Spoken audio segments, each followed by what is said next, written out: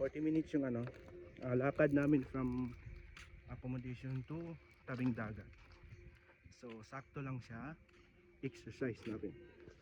So meron lang akong gustong sabihin, lalong lalo na doon sa mga katulad kong first timer din na pupunta dito sa Saudi magtatrabaho.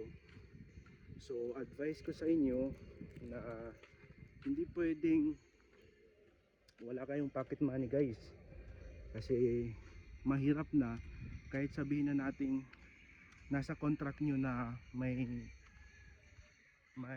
food allowance kayo na ibibigay, wala pa ring assurance na pagdating nyo dito ibibigay yan agad. Pero thankful kami kasi pagdating namin dito sa sa Riyadh Saudi, binigay agad yung food allowance namin na 300 riyal. So nagamit namin yun kahit may pocket money rin naman kami. So bonus na yun kasi mabait yung agency namin dito sa Saudi.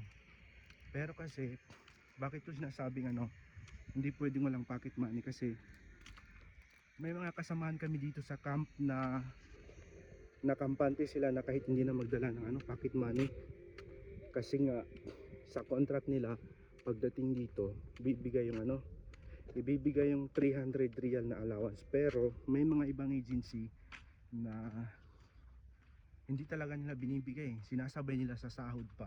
So kung ikaw na walang pocket money at lalong walang kamag-anak dito sa Saudi, mahihirapan ka. Kaya advice ko sa'yo, kung first timer ka na pupunta dito at magtrabaho sa Saudi, much better na may pocket money ka para hindi ka mahirapan. Kasi